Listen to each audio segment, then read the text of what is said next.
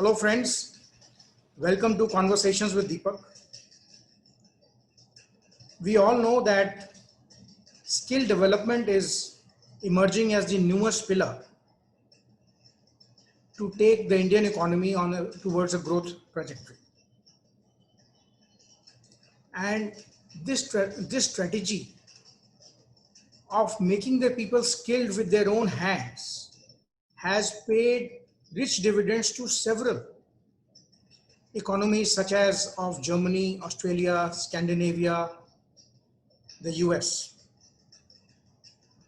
And now the Indian leadership has decided to adopt this strategy to take India to the next level of growth. That's at the macro level.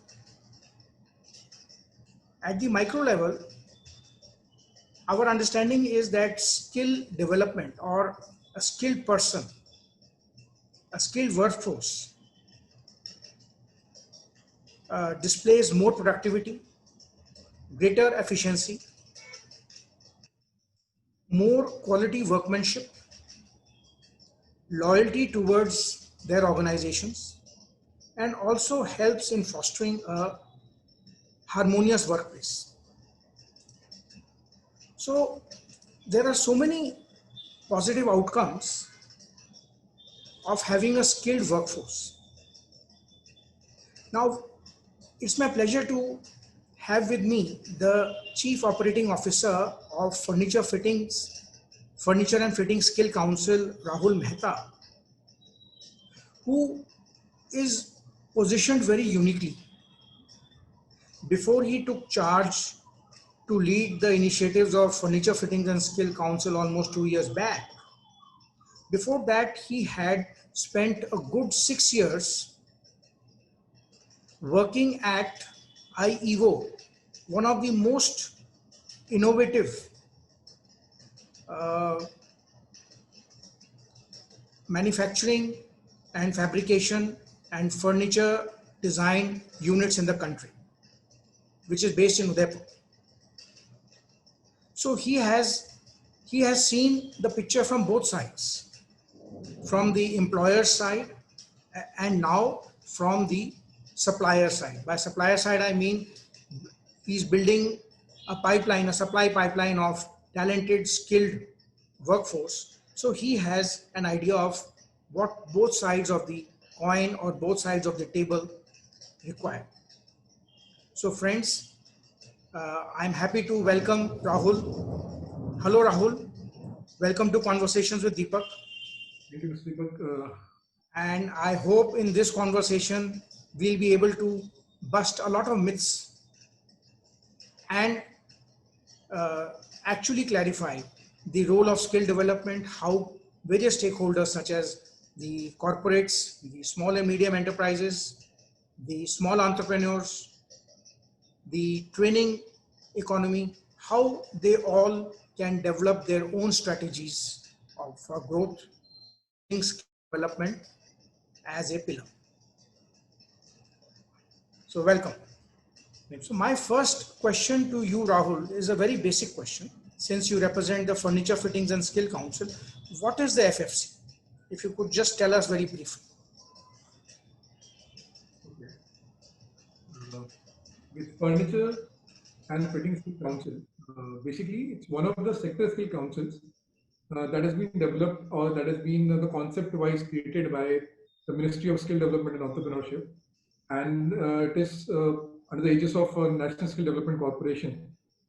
So how it works, or what the modus operandi is, and what is the aim or objective of a skill council in the ecosystem, is that to create a skill ecosystem which can be run sustainably. When we talk about creating a skill ecosystem, it means first of all identifying an industry, identifying the kind of occupations and the jobs that exist in those industries, creating standards for those particular jobs.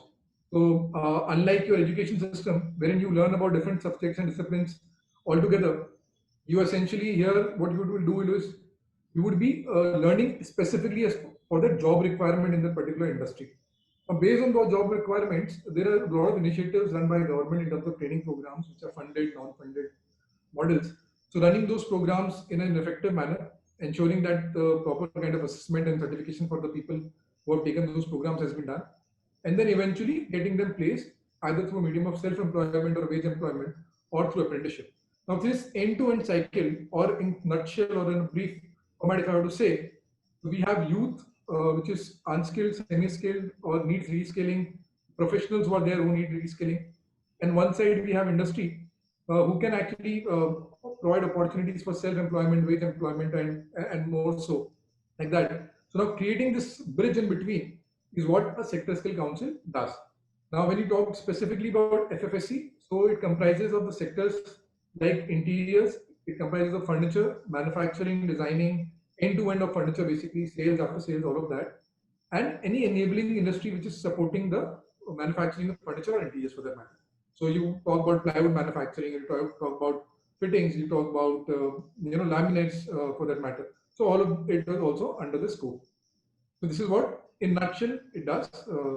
And if anybody just want to take away, few pointers that what it does, it builds standards, it does training programs, it will be doing assessment and certification, and it will be helping in the career management part of it also. Essentially, 4 key features which are 5 key features which are there. So who has set up this organization? Who's behind the Furniture and Fitting Skill Council? So, Furniture and Fitting Skill Council is basically a not-for-profit organization. It has started with a grant from National Skill Development Corporation, which is coming through the Ministry of Skill Development and Entrepreneurship. Now, the model in which it is being made, it is basically an industry-led body. So you would see a lot of big names or a lot of variety of different subsector players who are there. From Godrej, Hetek, you will see people who are there from who are running the tools of manufacturing part of it. Whether it's Anand School is there, or whether it is MBS Global is there, or it is Paradigm Creations who are there, who specialize in a particular kind of trade, or you find people like EPCO, or even the machine supplier side, like Capel and all of that. It's a mix of industry leaders who are coming together, because government from one side has funded the program which is there overall, but the knowledge which is coming, it is coming from industry side. So it is, you can say it's like a partnership between an industry, wherein industry is the knowledge partner, and government, which is kind of providing the initial funding of the grant to run this show in the right direction. What role does the industry play in its governance and in the in deciding the objectives and goals of this organization? Does the private sector have any role? Yes, if you see the overall composition of the council, it consists of, it's a society. Okay, so society has a lot of members who are there. Now, all these members are basically, primarily they are industry people from various subsectors. So I mentioned interiors, I mentioned furniture, there are different types of furniture which are there, raw material segments are there. So industry leaders from those segments, they are part of the council. So they are part of the overall mandate which is there to be accomplished as a target of the Sector Council. They're part of that part. Then there are associations which are part of it. There are institutions like universities are there, or skill universities are there. Those people are also part of it. Then there are engagement partners like people from the media side, or people from the who can take forward the word. All those people are also part of it. So overall, this set of people come together. These are the stakeholders who come together, and they are trying to fulfill the mandate, the primary mandate, which is the Skill India mandate of the Ministry of Skill Development and Entrepreneurship. So when you talk about that is a core purpose, so anything to do with now achieving that core purpose for this industry, the segment that we talked about, interiors, furniture, and the enabling segment, that all is done by this governing council, or it is done by this the body which is there at the helm of the affairs in the skill council. So that is how it functions. So, okay. So going forward, what is your primary goal or primary activity towards this our move to create skilled India, and within the furniture and fitting sector, what is your primary activity?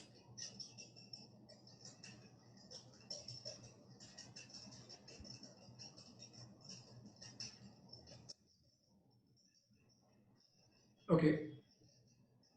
So our primary goal, if I have to say it in one line, would be to create a skill ecosystem for the interiors, furniture, and enabling segment, where we can produce skilled workforce on a sustainable basis. So creating that kind of an infrastructure, that's our primary goal.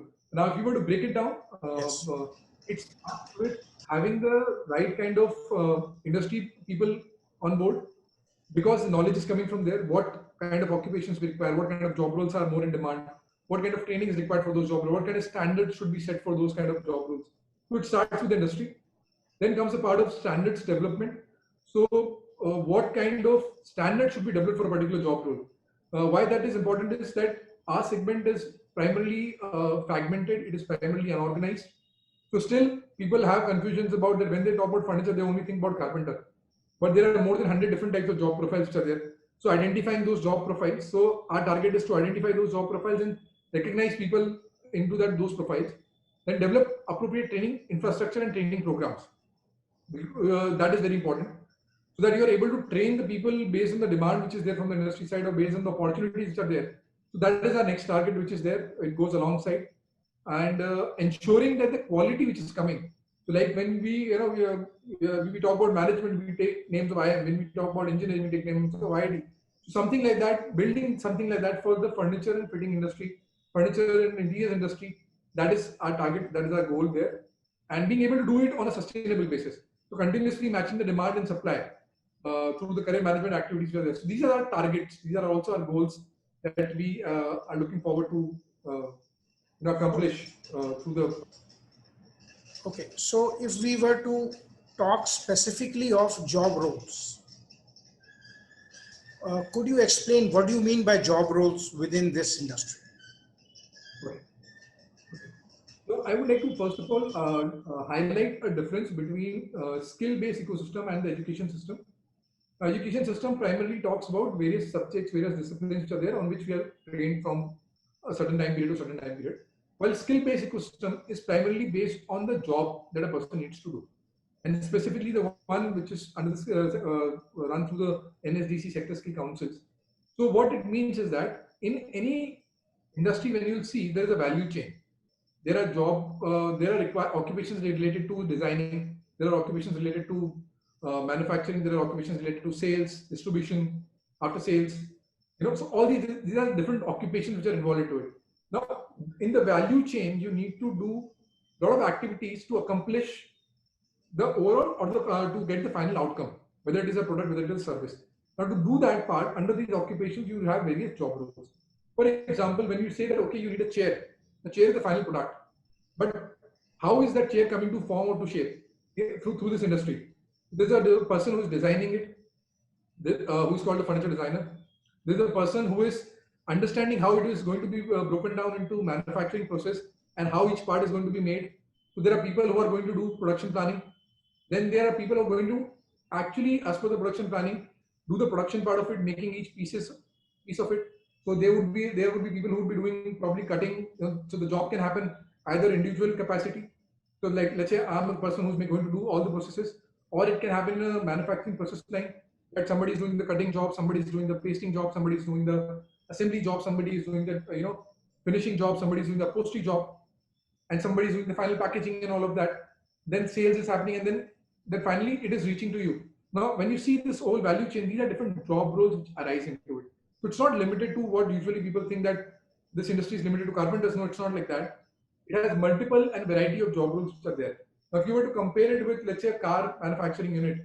Now, car manufacturing unit, it's an assembly line which happens. Similarly, when you talk about making a bed, making a chair, making a sofa, it is an assembly line production which is happening. Right? So there are various kind of jobs which are arising. Now, if you would see the primary nature of different jobs which come out, it depends on the way it has been done. Either it can be that one person knows it all, they are going to do all the kind of processes together, or it can happen in a small workshop manner, or it can happen in a factory-based production line manner. So based on which category it is happening, there would be different types of job roles. Now, what we do as a skill in the skill ecosystem is that we pick these job roles, we see the demand, what is the kind of demand that the industry has for these job roles, and we develop the right kind of standards and training programs as per those job roles. Very simply put, so if I'm doing a training for, let's say, assistant furniture assistant furniture designer role, then I'm actually getting trained to be able to understand what is required to be done as an assistant furniture designer. And I can, after that training, be capable enough to join the industry as an assistant furniture designer. I hope that answers the question. Yes, it does. But if we talk more towards the carpenter's role, I mean, we have a very generic word for all woodworkers, woodworking professionals, carpenter. So what kinds of carpenters might there be, if I were to put it from a layman's point of view? Okay.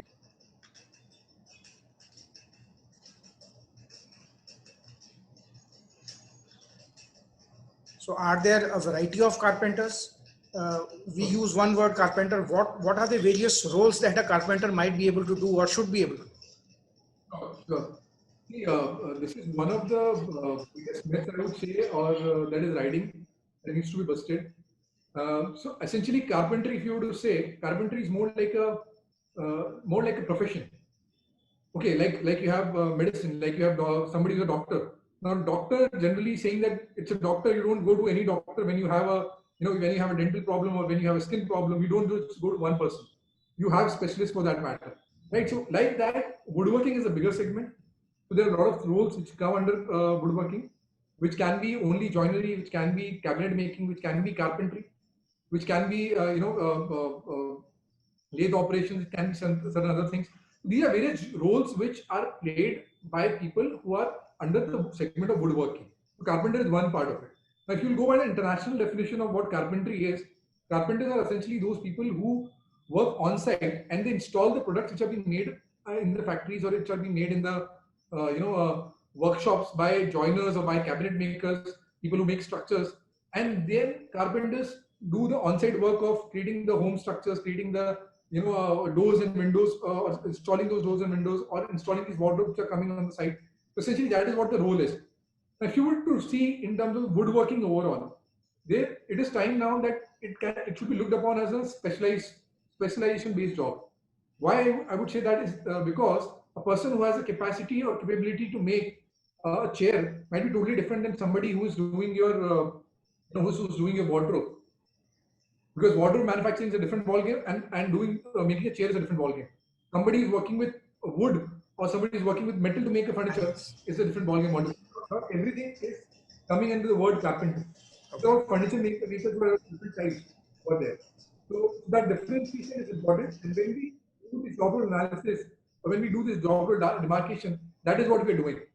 So people can understand, the youth can understand, the professional can understand what is the scope that is available today in this industry. Okay. You had mentioned earlier that you are also looking at standardizing job roles. Not only are you identifying and defining the job roles, then you're also building standards for those job roles. Yes. So why do you need standards for job roles? Okay. Now it's a very basic thing. I'll take an example. Before typewriter system had gone to QWERTY, there were a lot of companies which were making their own typewriters, and they had their own ecosystem of A, B, C, D, and the different alphabets and everything, and numbers being put in the way that they wanted. Now imagine if I were to solve my problem of using typewriter and getting my document made. I had to first of all choose which company I wanted to go with, get my person trained in that particular thing, and then use it. Now, what happened with the QWERTY system coming into picture was that there came a standardization. The advantage was that at each of the company, they could make typewriters and the people can just go and buy typewriter because everything was having the same system. The advantage of that standardization can be seen in so many things that we do. Now, if you were to go in a restaurant, if you were to see the sitting arrangements are different in different places, or if you were to buy a mobile phone and the operating system, while the operating system is different, but every other feature is also different, then it will become a chaos for us to understand and to operate and to master that art of doing something. Now, in that particular manner, when we see that a manufacturing unit is working today, everybody is having, like a 50%, 60%, everything is same, but there is no standard defined way of doing things. There's no definition of who is being called as a cabinet maker, who is being called as a chair maker, who is being called as a sofa maker, or what does a joiner mean? What does a posterer means? So these definitions don't exist. While outside India, if you will see, these definitions do exist. People are known by these job profiles. People are known by these job roles. There are training programs available. There are 3-year, 4-year, 5-year programs available for all these things. So what happens is that as a youth, as a career aspirant, whether I'm experienced or inexperienced, I can choose, see at this particular job role, see at the standard which is there, understand if it appeals to me, do that particular training, and get into the industry. Now, what happens right now without standards? How is the industry hiring today? They take a fresher, they teach them on the job. He's learning something randomly because today he's being taught by somebody, tomorrow he's being taught by some other supervisor, or there's a mix of match which is happening. It takes a period of 6 months to 12 months to probably 18 months when the person actually becomes of value. Now, this is the way where we are working in a very organic structure. Okay, on the job learning, जैसा सीख रहा है वैसा सीखने दो, आगे बढ़ने दो.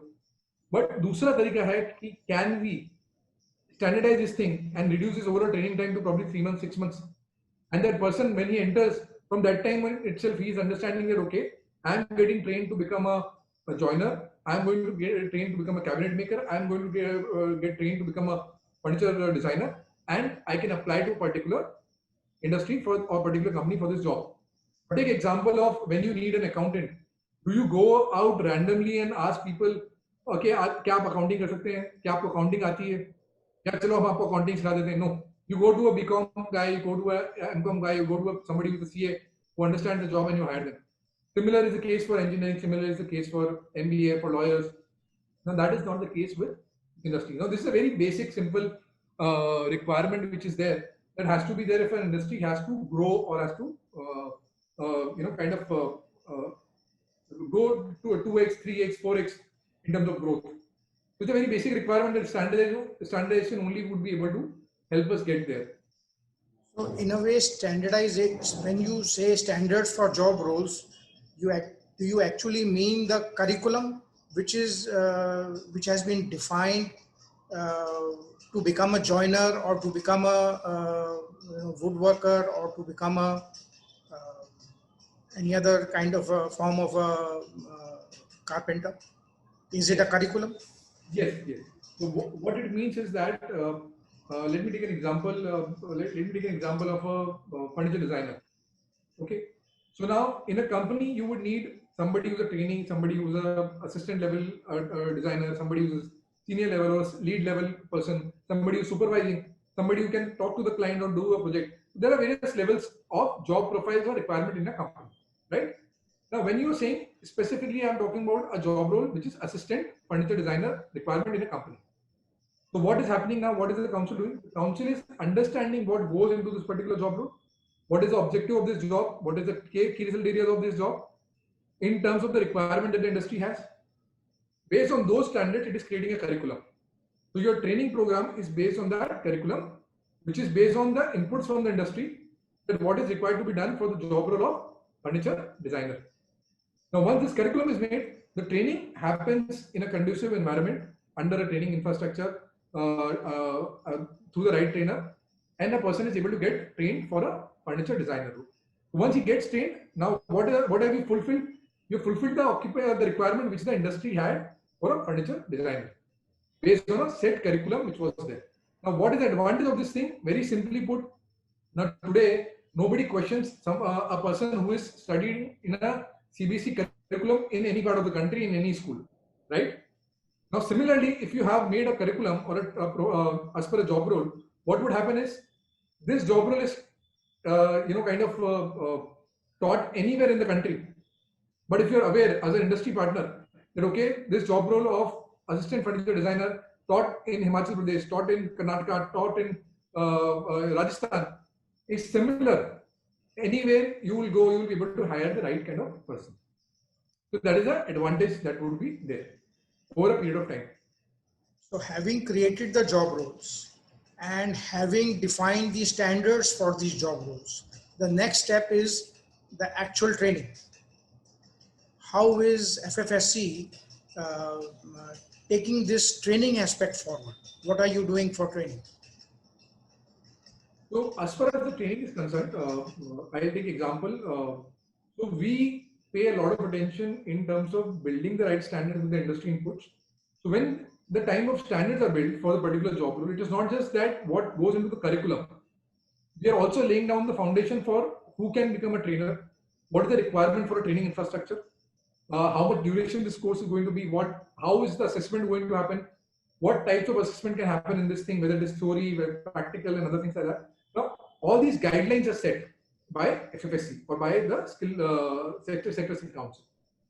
So based on these guidelines, people apply to start a training infrastructure. Now, you would be happy to know that the focus of the government has also been that these infrastructure are led by the industry partners.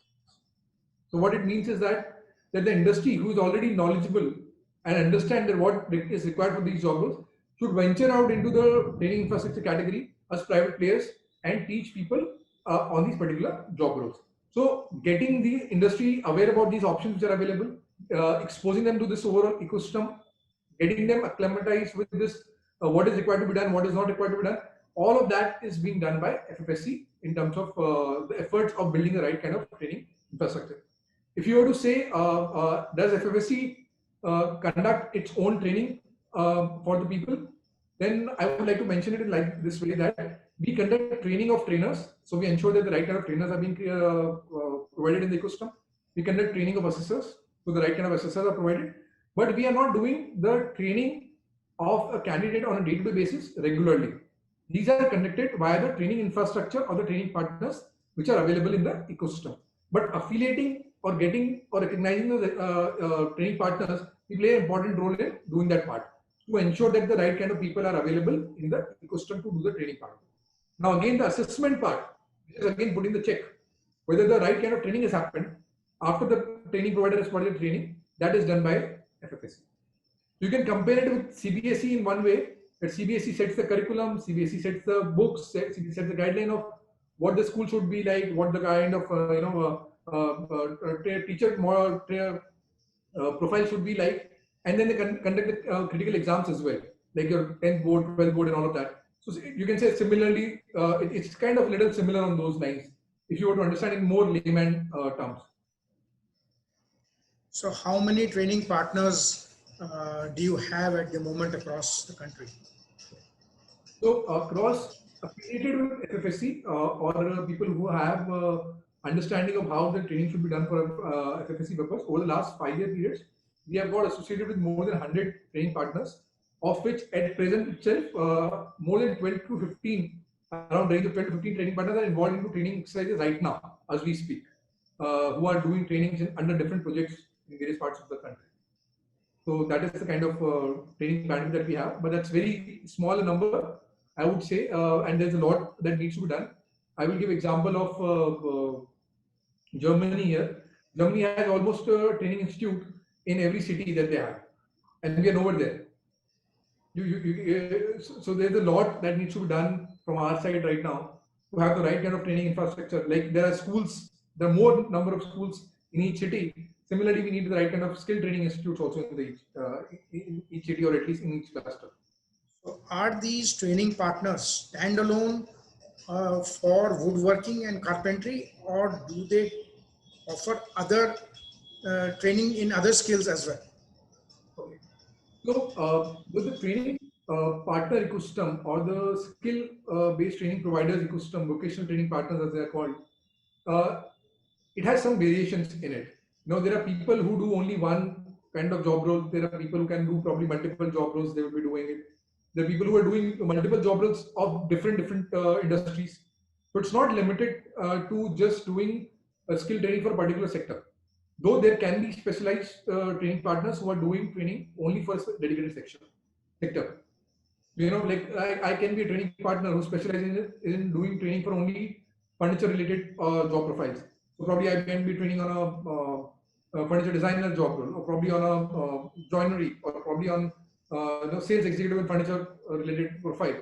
So that is also possible, or there is equal amount of possibility that I can probably do some training on retail, I can do some training on logistics, I can do some training on furniture also. That depends on the business model that a training partner would like to have and run in the overall ecosystem. Uh, could you say how many carpenters or woodworkers are getting trained every year through the FFSC defined curriculum and certification in India?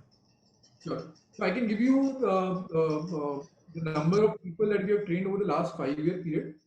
So we have touch base and we have extended the benefit of to the various programs that we do under recognition of prior learning, under short-term training, whether it is PMKVY, which is NHSC run programs, or it is through the different ministry-based programs like Ministry of Social Justice and Empowerment.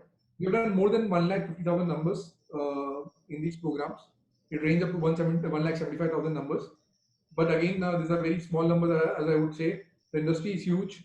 The talent in India is not being demarcated and mapped over the different areas and sectors and regions. So there's a long way to go. But yes, these are the numbers that we've done so far. And as we speak, once the training starts again, as the unlock procedure is started, we'll be training more than we have more than 15,000 training, which is due to be executed, which got stopped during this period of COVID. And post that, as the new schemes are rolled out, probably we'll be doing more numbers in that time. So once the training process has started and the curriculum already has been defined, the next logical step is creating a job map, or to estimate the requirements in the industry and in which particular job roles, in which geographical areas, and for which industries. So does FFSC have any role to play in that? So I would like to give a basic understanding of how the Skill Council operates. So it's a skill gap study based functioning that happens. So what it means, what does skill gap study means, is that it is understanding what are the skills required in the industry and what is the gap. How much demand is there? What is the supply? How much gap is there in the overall perspective? Okay. So now when we say that, it's part of our mandate that we keep on doing the skill gap study continuously. Now, how will that happen? That you touch base more and more industry players, get information about those industry players, like what kind of job role requirement do they have, how many people do they require, what is the present level of the people who are there. Because one big challenge in our country is that even after having talent, we would not be able to recognize it in a proper way because of the lack of standardization. Okay, so now today if you'll ask me that what is the number of people who are there in the woodworking industry, I probably might not be able to give you a ballpoint figure. Reason being, nobody has done that exercise ever. Right? That how many number of people on the particular job role are there. But if you would go to, let's say, Germany or to Japan or to Australia or to Korea for that matter, they would be able to tell you that in our country, there is a number of skilled people. These are the skilled people occupied in these particular industry on these particular job roles. Now we are trying to reach that point. How we are reaching that? That through our various initiatives, like recognition of prior learning, like we are trying to map the talent of a particular person as per the job that he's doing, what level does he come on, and based on that particular aspect, we are able to say that, okay, this is the number of people that we have in our country who are at a certain level of. So this exercise has been continuously done by FFSC. So any industry that we touch base, we try to understand what is the skill set that they have, what are the job roles that they have, whether they are aligned with the standards which are there or not, and we keep on doing this exercise. So over a period of time, the vision is that we are able to forecast how much requirement does an industry have, and are we able to sustain that, or are we able to provide that to the skill ecosystem that we are creating. Just recently, when we completed the India Kitchen Congress, we were very proud to recognize some of the industry leaders who have done a lot of work towards recognition of prior learning. And Hetik Podar Woodworking Institute, we got to know, had trained more than 7,000, certified more than 7,000 woodworkers on behalf of Hetik and HEPO. and Greenply had, I think, achieved a number of more than 5,000 RPLs, and Narsi and Associates, uh, I think more than 1,500 RPLs. So this shows the level to which the private sector is moving to quickly and vastly certify these woodworkers and bring them into the fold of getting recognized on a database. Yes, yes. So basically, the numbers that you mentioned about, those were just the numbers that these people did in the last year. In 1 year, yes. We've been involved into these activities over a period of last 2-3 years and more, depending on who started the program when. Now, why this is important? It is very simple. Let's not look at the bigger picture. Let's look at the smaller picture of a company. Uh, if as a company, if I have to grow, I would need people. I would need the right kind of skill set which is there. Now, if I don't know how many people I have at present, what is my capacity installed, and what is the capacity that I want to grow, I cannot grow. I would be probably shooting in the dark. Sometimes it would hit, sometimes it would not hit. Right? So what would I do? I would do an analysis of what is my talent pool right now. I would understand, okay, to do my job, I need these 3 people. And for these 3 people, they do this job. And their skill set is at this level. So with this, I have a productivity of probably 70%. Right? Now this, and if I'm wanting to reach a productivity of 80% or 90% or 100%, I would need these additional manpower, or I'll probably need these people to be trained on these skills. This is the analysis. This is the basic math of how I can grow, how I would increase my overall capacity in terms of skills or talent if I'm talking about. Now, a company might be able to do this math on an individual basis for their own, for their own good. But now imagine this thing at a national level. Now, this exercise we need to do at the national level to understand what is our capacity as a country. We have seen that during this COVID period, a lot of great announcements have been made, which are in terms of furniture manufacturing being looked upon as the 12 champion sectors. Now, if you look at India being a manufacturer of furniture and trying to get a pie of the overall world exports, now just imagine what would we need to do. Now, India is a company. Now, India needs to first of all understand what is my capacity, what is my installed capacity. Now, to understand the installed capacity, first of all, you need to know who are these people on different job roles which are there. Now, to map these people is very important. So, what exercise Narsi, Greenply, Hetik Poddar Woodworking Institute, all these people did. Now, industry needs to do it as a whole. You know, the sooner we understand our installed capacity, the better we would be geared to tap the competition which is there, or probably tap the opportunity which is there in terms of the export pie which is there, the world export pie which is there. So very honestly speaking, it's not just China that which is going to be the competition. China comes later because China is a very big player.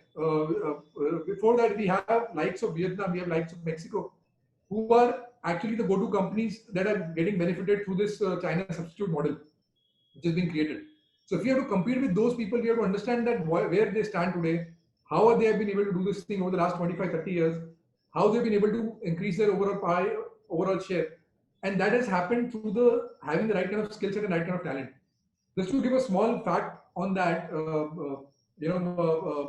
that China when it started, or Vietnam when it started, when we say the low capital, low cost per, low labor cost and all of that math that we say, they were probably like a $5 per day. That was the cost probably. I'm just giving a hypothetical number. Right now, China's cost is about $30 per day. Right? That is a difference that has come. So they are not no more cheap. India still is in the bracket wherein we are having cost of $5 per day, roughly around $5 to $7 per day cost of the labor which is there. But this is not as skilled as what China has now. So if you have to bridge the gap, one, we have to see that yes, we are at an advantage point that our cost is still at $5 to $7 per day. But we have to bridge the gap through having the right skill set.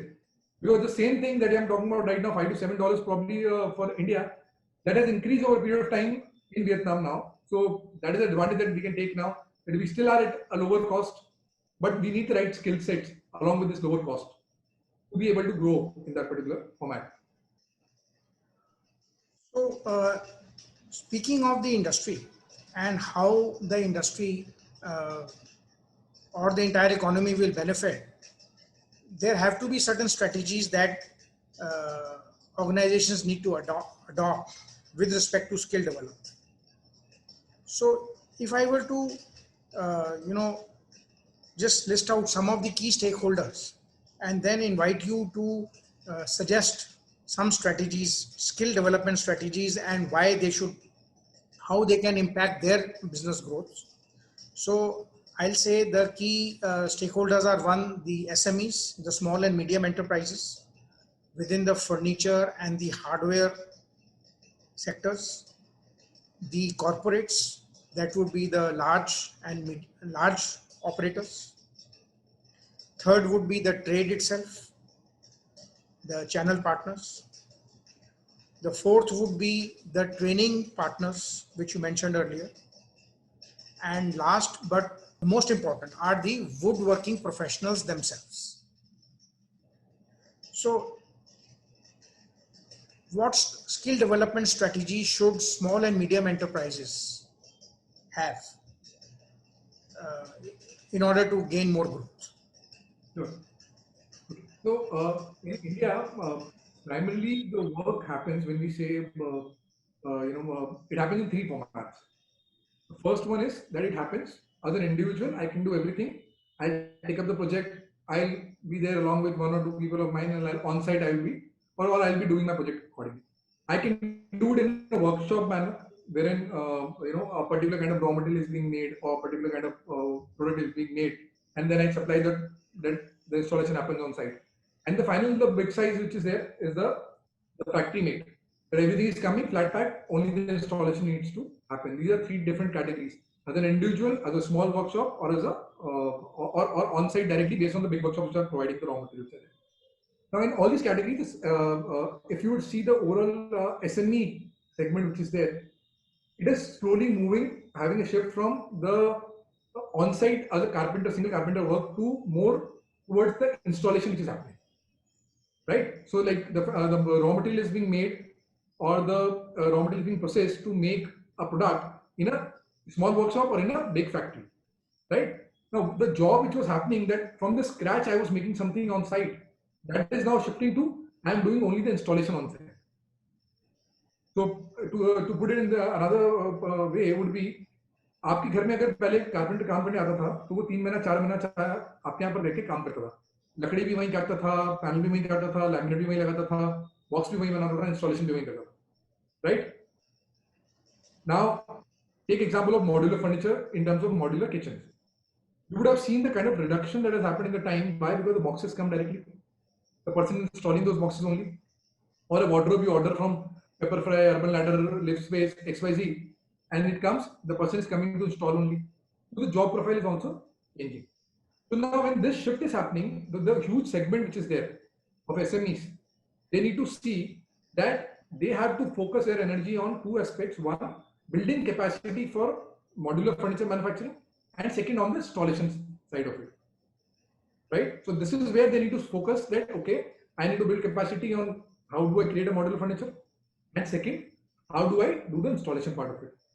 Now these two, while it is a demand for them and a strategy for them, it is also a job or opportunity for the last segment that you said, which is the most important one, the aspirational professionals or the youth that wants to get into the segment. Why? Because these kind of job opportunities are being created in the SME segment. You get my point? Now, when you talk about corporate, the same thing is being done, but it is done on a mass level. So the job roles which are there, it gets more fine-tuned, because now the person would be probably a process expert. I might be expert at operating a beam saw. I might be expert at operating a CNC machine. I might be expert in operating probably an edge banding machine. So now even those job roles are getting created in that particular profile, right? So now both SMEs and corporates, they are creating job roles. Now they need people to fill these job roles. The training infrastructure, how are they going to get benefited? So coming to the second pillar that you talked about, training infrastructure. If they start training on these job roles which are required, the last segment, which was your candidates, which was your aspirational youth, which was your professionals, they would be able to fill the gap in these SMEs or in these corporates. It's a very simple chain which is there. You have unskilled people, you have raw aspirational people who are there, who want to have a career, who have professions who are there. On one side, you have the industry, which is generating the requirement, which is continuously providing job role requirements. And in between, you have the training infrastructure. So if this channel is followed properly, I don't think so. There is a huge amount of opportunity in the overall segment. Because this segment, you don't see a problem of work nahi hai, kaam nahi hai. The challenge always is about मेरे पास में सही बंदा नहीं है या मेरे पास लोग नहीं है. And why that is happening? Because we do not have a supply chain which is providing that kind of a trained or skilled workforce. And if that is not there, हम लोग हमेशा सफर करते रहेंगे. तो हम लोग essentially एक ही pool में से बार-बार निकालते जा रहे हैं. We are at a price war which we don't understand. We are poaching talent from each other which we are not understanding right now. और अगर वो चलता रहा तो हमारी जो cost 5 to 7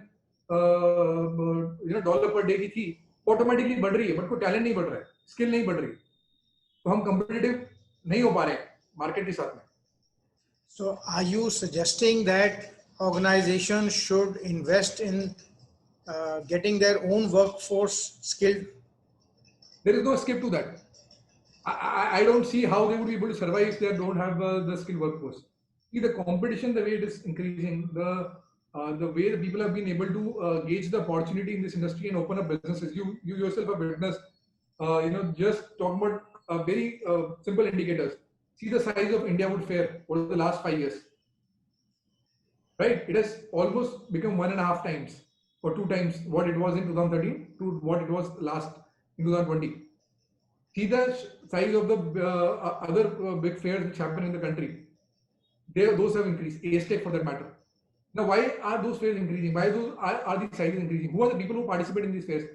Machine manufacturers, raw material suppliers. These are the guys who participate in these fairs. So if their business is growing, means somebody is buying. Mm-hmm. So either the overall industry requirement is growing or the new businesses are coming. As per the facts, if you will see, there are so many new players who got into this industry for the modular furniture manufacturing, for the installation purposes, the company names which are not seen, both in offline and online format. Now, when these people are getting into it, they have a requirement for right kind of skill set, right kind of manpower, right kind of people. But have you seen a good number of education institute or a skilling institute get into this ecosystem over the last 5 to 7 years? No, you've not seen that. Nobody has witnessed that happening. So if that has not happened on a mass scale compared to the requirement that is generating, so the demand is going up, the supply is not going up. So obviously when the supply is low, there is going to be price war.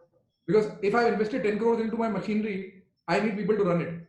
If I cannot get it from a college, from an education institute, from a skill development institute, I am definitely going to pay a higher salary to somebody who is already working in the ecosystem. So I'm going to create a price war, which is essentially what is happening right now. So you are saying that this is the right time to invest in the education education side of the business. We will be competing against each other, and we would not be able to tap the opportunity that today Indian government is probably trying to create through Commerce Ministry, developing the champion sector, creating manufacturing hub, trying to tap the export market which is there. We would not be able to do that. It's very simple. It's no rocket science. It's a very simple matter. The supply is very low, demand is continuously increasing, and if it is not being tapped, it is not being provided in the right manner, we would not be able to win the race, or we would not be able to create a greater impact. Is FFSC providing some kind of a business strategy support to training institutes, training partners, to help them assess the return on investments and also to design some growth strategies? So what we have done as a new initiative that we are doing is that we are moving towards industry-led and industry-supported model. So what it means is that industry-led and industry-supported model of training infrastructure is that industry essentially has always been the trainer to the industry, to its manpower, to the people who are coming in the in the ecosystem.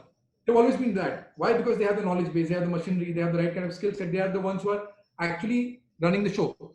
And I give this example a lot of times that our industry is like a medical college and a hospital. Unless you have a hospital running, you cannot have a medical college. You cannot train the people to become doctors. You cannot train people to get into those kind of job roles. Same is the case.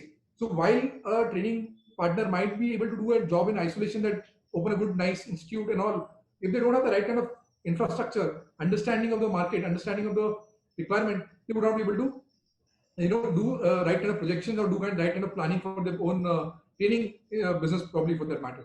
So what we're doing through the industry-led and industry-supported model is that we are providing the training partners the right kind of information that is required in order to run the training institute, in terms of the job roles, in terms of the job opportunity which is there, kind of tools that they should have, what kind of training program that they should run. So even having like a guest lecture or probably like a dedicated take on a particular occupation standard which is there by the industry. So those things were not done earlier. So now we have added that into the ecosystem. We have improvised on our modules in that particular manner. We are also working at developing the training delivery plan. So that they are aware about that. This is exactly how I need to deliver. These are where I can probably come up with certain new innovative strategies. Let's say while I'm doing a 3-month training, instead of just training people on doing certain kind of joinery, we can probably have them to get trained on creating a stool at the end of the day, or like a small, like a basket at the end of the day, which is there for that matter, or probably like a cabinet at the end of the day. So what happens is that the person who's getting trained, they also feel empowered that yes, I am able to create something through this exercise. That I have learned how to make a cabinet, or I have learned how to make a chair joint, or I have learned how to make a structure. So in that way, when even the industry recognizes that person, they say, okay, इसको आता है, इसको काम पता है, आप मुझे शुरुआत से नहीं सिखाना है इसको. So that is happening. So we are trying to do that part of it. Then we are also engaging a lot of industry experts into development or the revision of the job roles that we have. We continuously do this revision exercise, which is there. So through that channel, the training, the standard is actually getting very credible in that particular format. There is a increased credibility of that particular standard which has been developed. So through these kind of initiatives, we're doing that particular part of it. And in all of this aspect, like I said, the industry role is very important. So to engage industry in this in the right manner, we have done a lot of initiatives through which there is ease of engagement in understanding the skill ecosystem, in being a part of skill ecosystem, in doing the right thing which is required. Instead of getting confused between too many things happening in the ecosystem, what should I do as an industry? That we have tried to make it very simple through the various programs that we have run. So like programs like Skill Ambassador program, programs like Meri Skill Meri Pehchan, programs like the Skill India Talk Show. So through these programs or through participating in the exhibitions as the Skill Pavilion, so we're bringing all these different segments that we talk about, the industry or the trade, the training infrastructure, and the candidate on one platform. So we're doing these kind of initiatives, which through which we are able to get people on, in the right format towards skilling. So you have put in place the infrastructure, the guidelines, the assessment systems. All these things are in place. But what about the actual customer, the person who wants to become a qualified carpenter or a woodworker? Is your customer there? Are people really interested to become carpenters? Okay.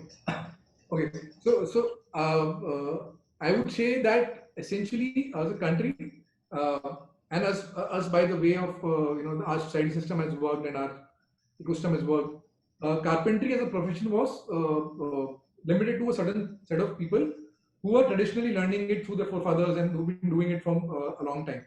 While if you would see the world market, that's not the case. Yes. Like you have a lawyer, like you have a doctor, like you have an engineer, similar is the case with a carpenter. Carpentry is a proper program, it's a profession through which people learn, they acquire the knowledge set and skill set properly, and then that's how they get a degree to practice carpentry. Otherwise, they cannot practice carpentry like that.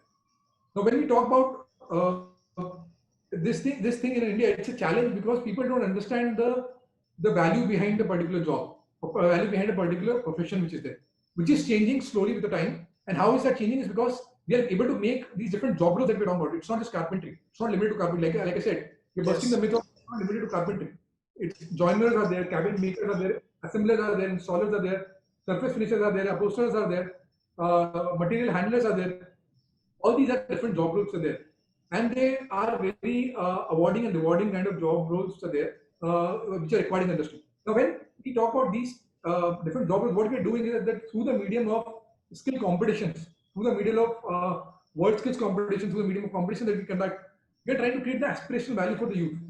Now, if you were to see world skills competition that happens at the international level, you would see that there is no bar of white collar, blue collar, gold collar, no, nothing. Kids are learning from the age of as early as probably 5 years, 7 years, that what is the job or what is that particular skill set that they can acquire. You'll see that the credit-based programs are there. And now through the NEP, National Education Policy, now it is coming to India also, they're putting a weightage on that. People are trying to acquire different skills and get credits for that. So they're not concerned about what kind of particular job role I am getting into, or this, or I'm getting into there, more skills. concerned about the kind of skill that I'm acquiring. Okay. So they don't have that kind of a blockage in the head कि नहीं मैं ये काम नहीं कर सकता, ओ ये काम तो ऐसा है, ये काम करने से तो ऐसा होता है, ये काम तो वही करता है. No, nothing like that. No blockage in the head. They are very open with the idea about, and this is happening from the level when the people are in school itself. They are in colleges. They are understanding this aspect of it, and they are able to make the right career choice. So through these initiatives, through these competitions, we are able to take the initiative forward in schools, in colleges, and we have plans to do this on a more aggressive manner and a more aggressive basis, that more and more people are able to know about the opportunity, and then it is not up to them whether they want to take it or not. They should not just be ridiculing it based on the fact that नहीं ये काम तो particular लोग ही करता है, या फिर ये काम तो यही कर सकते हैं, ये हमारे लिए नहीं है. आप उस चक्कर में आप एक अपॉर्चुनिटी लूज कर रहे हो. अगर मैं आज सैलरी टर्म्स में बात करूंगा, तो the beginning level salaries of let's say somebody is joining the woodworking industry range between 10 to 20,000 rupees, and I'm talking about basic level salaries. Okay, if somebody is gaining expertise there, 4 years, 5 years of they've got good experience in, let's say, making a chair, or let's say in making a sofa or something like that, they can earn anywhere between 35,000 to 40,000 to 45,000 to 50,000 rupees also. And if they're going beyond that to becoming a good supervisor, which is compared to your senior associate level or a manager level, these people can get even more salaries for that matter. And this trend is going to increase, only reason being because there's a dearth of supply and the right kind of manpower which is available. So if you are able to just get the right mindset and acquire the right skill set, you are in for a great career opportunity. You don't have to get blocked with the idea of कि ये काम ऐसे ही होता है और ये काम तो वही करता है. अगर वैसे कर रहे हैं तो हम हमारे पैरों पे कुल्हाड़ी मार रहे हैं, which is not required, which is absolutely not required. Unemployed रहने का कोई जरूरत नहीं है. सही स्किल सेट लेके बहुत जॉब अपॉर्चुनिटीज अवेलेबल है. I am at this point reminded of what Member of Parliament Meenakshi Lekhi had said last year when she spoke at India Kitchen Congress, that it's time to get rid of these old legacy definitions like carpenter and talk in terms of furniture technician. When it's all about the skill, the aptitude, and the interest, and not about a traditional definition, that's when we'll be able to break through this mental block as a society. Yes. I remember her words, and I remember listening to her live, and very rightly put, a certain kind of, I would say, like a brainwash has happened for a lot of things, or a wrong picture has been made, and that needs to be changed. People need to be the aspirational value needs to be there for the job that you're doing, and I think so that is changing, because the youth today is not stupid. They see things for what it is. They see opportunity for what the opportunity is, and even the professionals, for that matter, they are rising up in to the ecosystem which is or the opportunity which is coming to them. And they're taking the right calls, but it needs to happen at a faster and at a greater pace. That is what we need to do as an industry. We need to do as a ecosystem together. That breaking those molds or breaking those myths or stereotypes about ये job ऐसा है, वो job ऐसा है. Understand it for the perspective or for what it is going to give you as a person, as an individual. Well, Rahul, thanks for helping to break all these myths and mental blocks, and to clarify, bust so many myths, clarify so many things about skill development in the furniture and fittings industry. I'm sure that our audience in this webinar, as well as others who will get to see this webinar when it goes, when it's broadcast as a recording. I'm sure they will be able to benefit and develop appropriate strategies for their businesses. Sure, sure. I thank you for joining us on Conversations with Deepak, and hope Thank you you. also enjoyed this conversation. Pleasure always. Have a good day. Thanks.